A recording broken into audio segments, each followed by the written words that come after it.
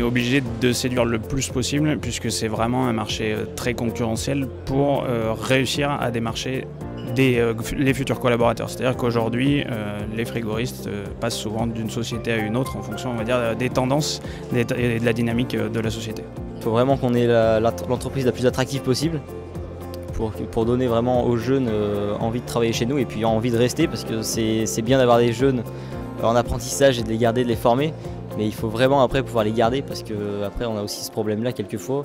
On garde le jeune pendant 2 ou 3 ans, on le forme et puis après il a envie d'aller voir ailleurs parce qu'il y a d'autres entreprises qui sont peut-être plus grandes ou peut-être qui sont plus intéressantes pour eux. On essaye justement de valoriser un petit peu notre produit par rapport à la recyclabilité, car on communique là-dessus en disant voilà, on n'est pas sur du plastique, on est quand même sur des matériaux qui sont nobles et qui se recyclent. On essaye de jouer là-dessus pour séduire un petit peu les personnes susceptibles de venir chez nous. Workwell vient de déménager dans, je dirais, des nouveaux locaux, et ces locaux intègrent effectivement, on va dire, entre guillemets, l'esprit coworking, espace de travail. Ce qui marche vraiment chez nous, c'est en fait on est comme une entreprise très polyvalente. On a les usineurs par exemple, vont faire un petit peu de maintenance, donc en fait ils ne sont pas toujours cloîtrés devant leur machine. Il y a beaucoup de jeunes maintenant qui veulent faire plein de choses. Et un des points clés, notamment dans nos métiers, ce sont des métiers très vastes et donc c'est l'évolution de carrière potentielle au sein de la société. Et du coup, on essaye de travailler là-dessus sur vraiment le plan de carrière qui s'inscrit du coup dans un plan de fidélisation de nos collaborateurs.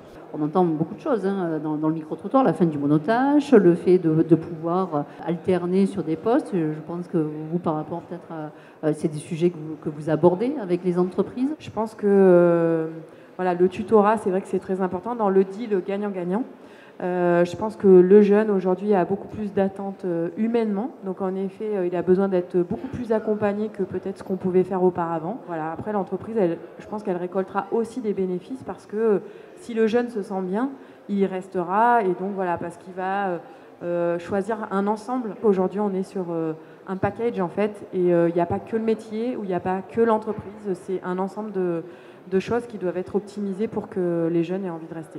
Je ne peux pas m'empêcher de penser à des nouveaux métiers qui sont apparus, qui sont assez médiatisés, qui sont les métiers de responsable du bonheur dans les entreprises.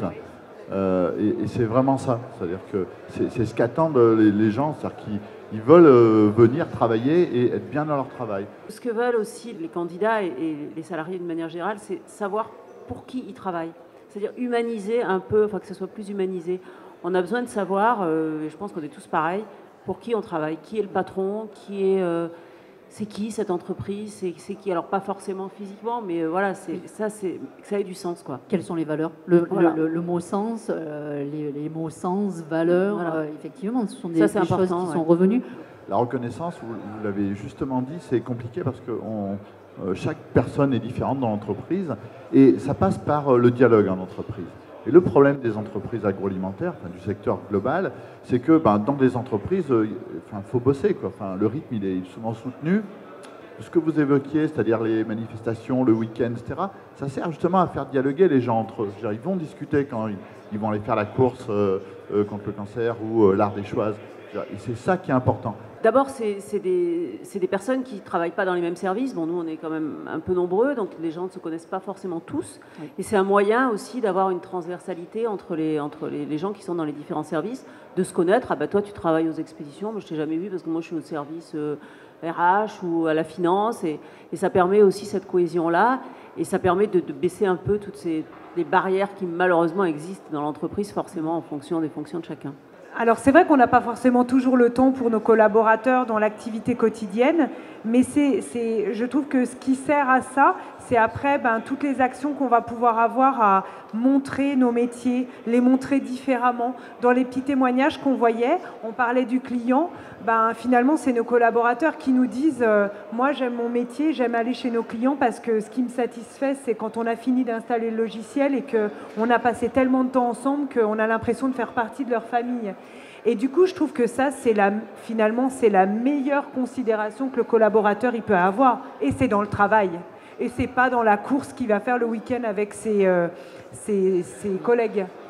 Non, je suis d'accord, c'est important. On ne peut pas passer son temps dans l'entreprise à faire des courses et des pique-niques et des cours de cuisine, quoi.